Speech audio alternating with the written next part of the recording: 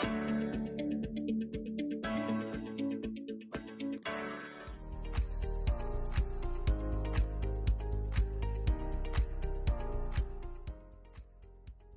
everyone.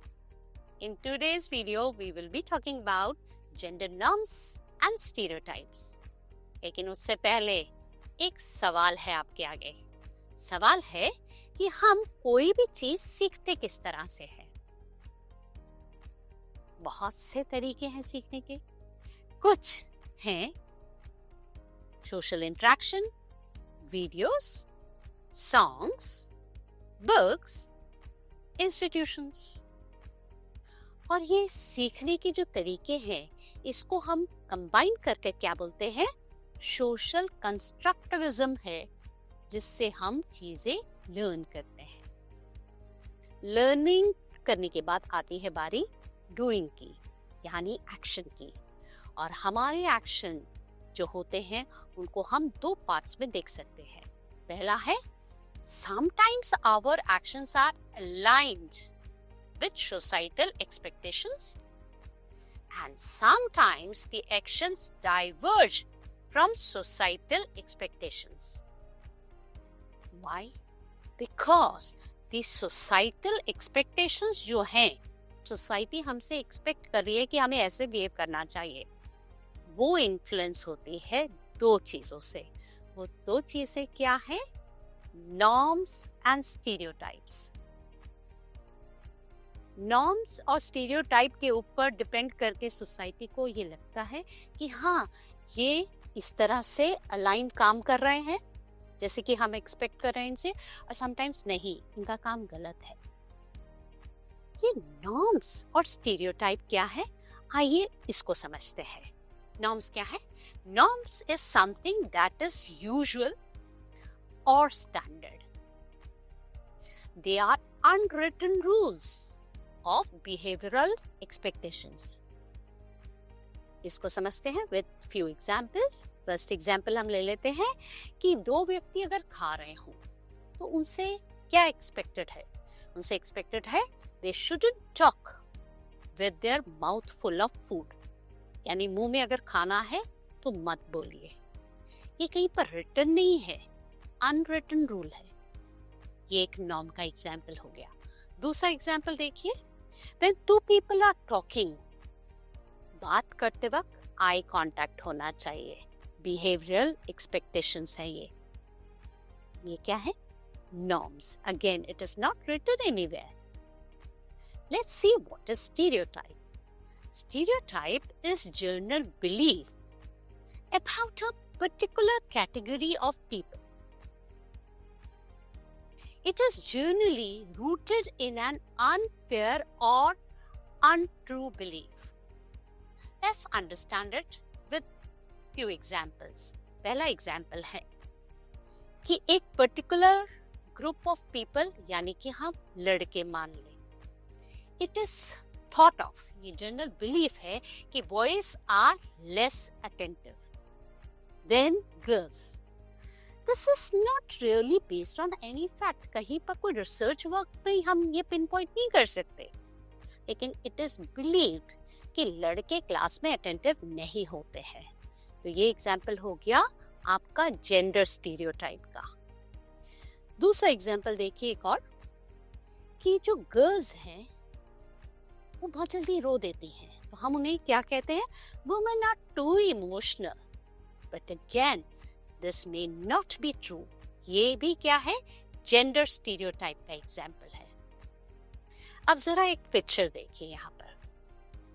See this to genders, और दोनों के हाथ में एक क्या है? बर्गर है, और दोनों के लिए टैगलाइन एक एक है, लेकिन दोनों की डिफरेंट है. फादर के लिए लिखा हुआ है फन डैड, अगर वो बर्गर बनाते हैं तो, लेकिन मदर अगर बर्गर बनाती है तो उनके लिए नाम आ जाता है lazy mom. Same thing they are doing, but their actions are labelled differently. क्यों? Again gender stereotype. आइए कुछ और कॉमन जेंडर स्टीरियोटाइप के एग्जाम्पल्स देख लें. पहला है traditional gender roles.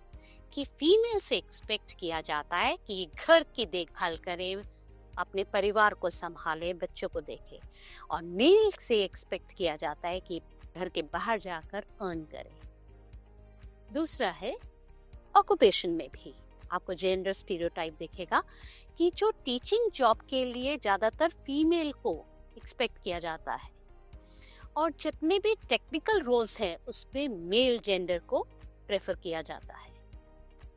Third, appearance. Girls should be nicely dress up, thin हो, स्मार्ट दिखने में लगे, सॉफ्ट हो चलने फिरने में, बोलने में।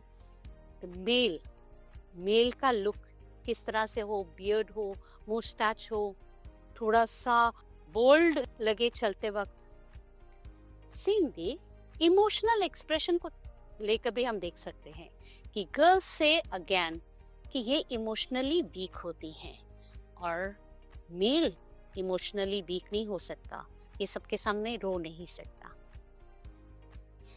अब समझते हैं कि जो इतने भी हमने नॉर्म्स एंड स्टीरियोटाइप देखे, इसका कोई इफेक्ट भी होता है। देखिए यहाँ पर कि अगर नॉर्म्स और स्टीरियोटाइप हमारी लाइफ का एक पार्ट बन जाते हैं तो दिस लिमिट्स द अपॉर्चुनिटी।